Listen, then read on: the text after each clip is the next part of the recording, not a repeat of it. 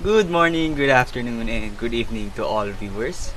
We are Group 2 and we will be discussing our topic, which is leader development.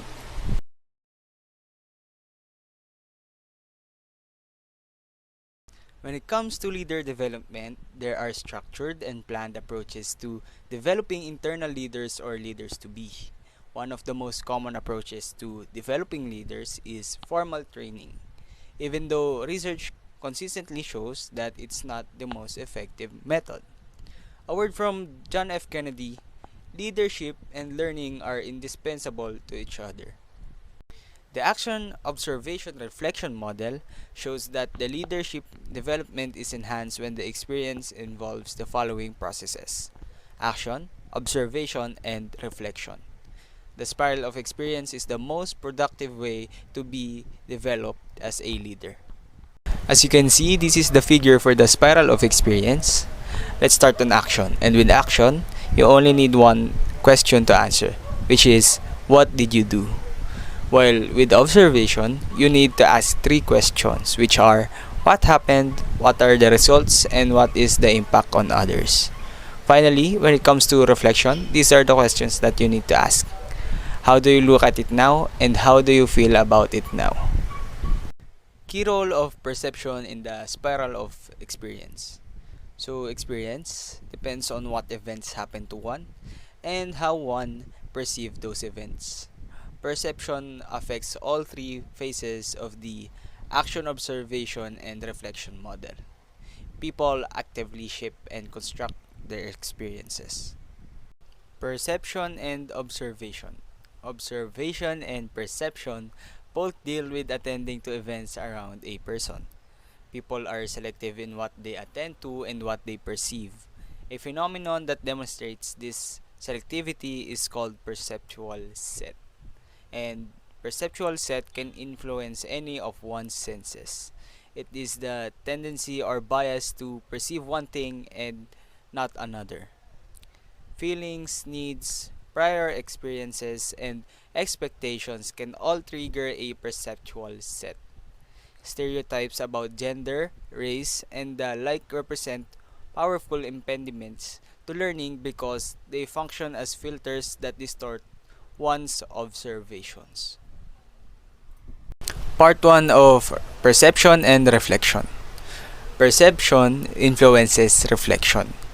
Reflection is how humans interpret their observations, and perception is inherently an interpretive or a meaning making activity of which attribution is an important aspect. Attributions are explanations that one develops for the characteristics, behaviors, or actions to which he or she attends to. Part 2 and the last part of Perception and Reflection: factors that affect the attribution process. First, we have the fundamental attribution error. It has the tendency to overestimate the dispositional causes of behavior and underestimate the environmental causes when others fail. Second is self-serving bias. It has the tendency to make external attributions for one's own failures and make internal attributions for one's own successes. Lastly, the actor or observer difference. It refers to the fact that people who are observing an action are much more likely than the actor to make the fundamental attribution error. Apart from perception and attribution, reflection also gives higher functions like evaluation and judgment. Perception and action. Research shows that perceptions and biases affect supervisors' actions toward poorly performing subordinates. Self-fulfilling prophecy is a perceptual variable that can affect actions. It occurs when one's expectations or predictions play a causal role in bringing about the events he or she predicts. A person's expectation about another may influence how he acts toward her, and in reaction to his behavior, she may act in a way that confirms his expectations.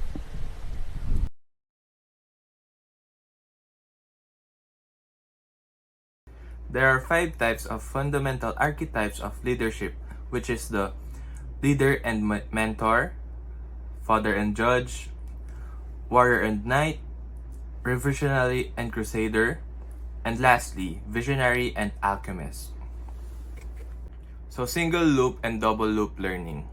For the single loop learning, learners assess feedback especially for the little things that may significantly confront their fundamental actions, while the double loop learning involves willingness to confront other people's views and invites others to do the same.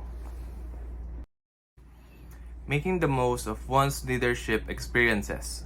Learning to learn from experience.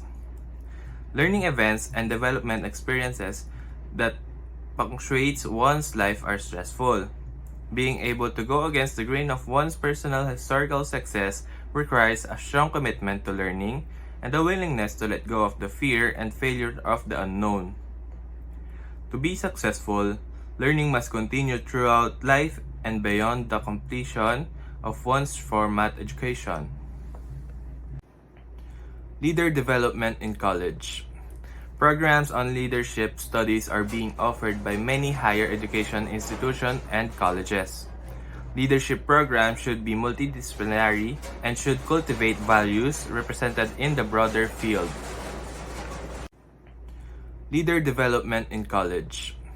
Programs on leadership studies are being offered by many higher education institutions and colleges. Leadership programs should be multidisciplinary and should cultivate values represented in the broader field. Case studies and role-playing are used as vehicles for leadership discussion. Simulation and games are structured activities designed to mirror the challenges or decisions commonly faced in the work environment. Leader development in organizational settings.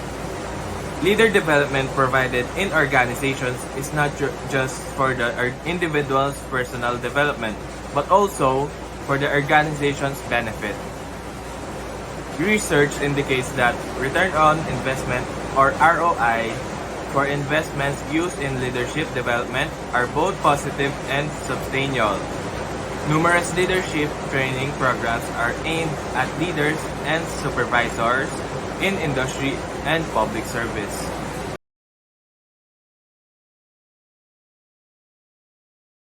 Programs for first-level supervisors use lectures, case studies, and role-playing exercise to improve supervisory skills, while the program for mid-level managers focus on improving interpersonal, oral communication, and written communication skills, giving tips on managers, planning, and goal setting. For the mid-level managers, their programs rely on individualized feedback, case studies, presentation, role-playing, stimulation, and in-basket exercises to help leaders develop.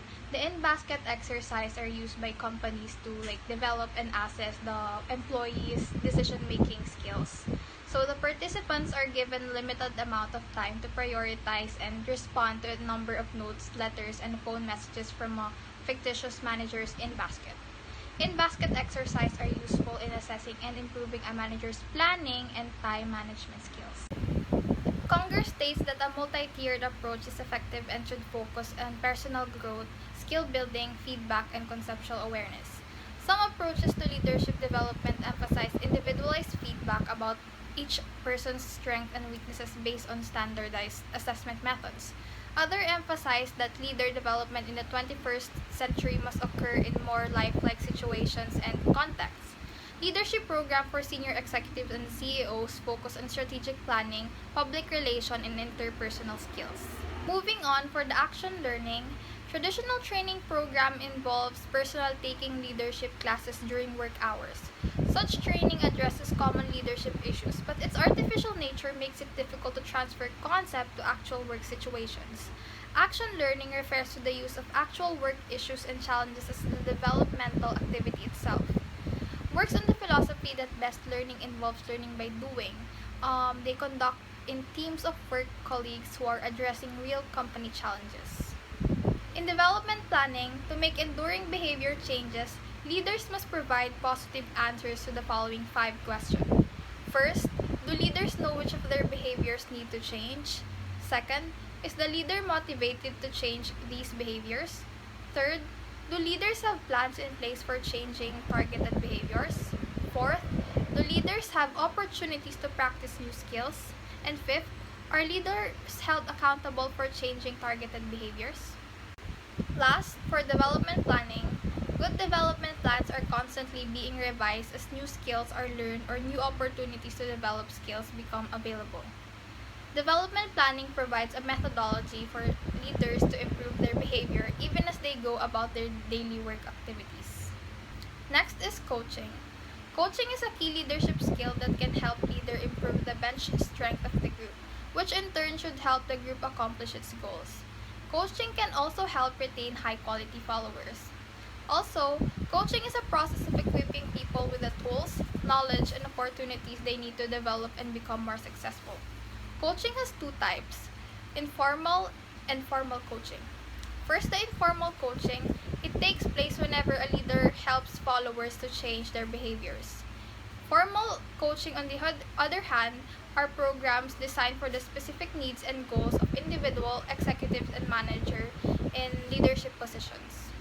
The 5 steps of informal coaching by Peterson and Hicks are forging partnership, inspiring commitment, growing skills, promoting persistence, and shaping the environment. To further discuss informal coaching is a process that can be used to diagnose why behavioral change is not occurring and what can be done about it. It can and does occur anywhere in the organization and is effective for both high-performing and low-performing followers. It increases in difficulty when it occurs either remotely or across cultures. Formal coaching is a one-on-one relationship between manager and coach that lasts for 6 months to more than a year.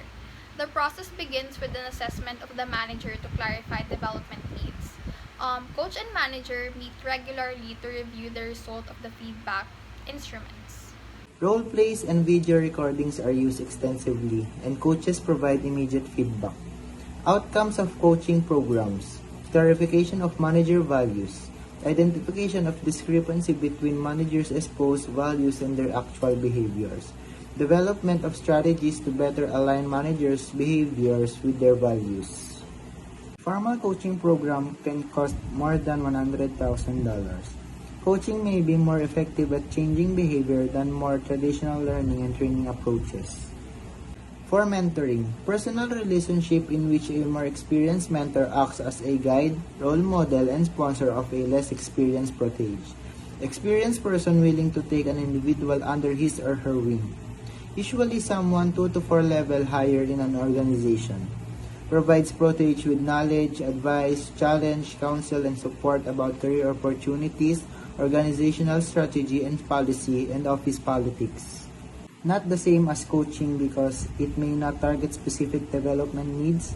Guidance is provided by someone several leadership levels higher in the organization and not the immediate supervisor. Mentor may not even be part of the organization. There are formal and informal mentoring programs. Informal mentoring occurs when a protege and mentor build a long-term relationship based on friendship, similar interest, and mutual respect. In a formal mentoring program, the organization assigns a relatively inexperienced but high-potential leader to a top executive in the company, often used to accelerate the development of female or minority protege. Informal mentoring may be more effective than formal mentoring as it creates a stronger emotional bond and can last a lifetime. Building one's own leadership self-image. Not everyone wants to be a leader or believes he or she can be. Many people are selling themselves short. People who want to avoid the responsibilities of leadership should keep an open mind about the importance of pervasiveness of leadership. Summary. One way to add value to one's leadership courses and experiences is by applying the action, observation, and reflection model. To become a better leader, one must seek challenges and try to make the best of any leadership opportunity. Behavior change efforts are most successful if some formal system or process of behavioral change is put into place. These systems include action learning, development planning, informal and formal coaching programs, and mentorships. Leaders can help their followers with behavioral change through coaching and mentoring programs.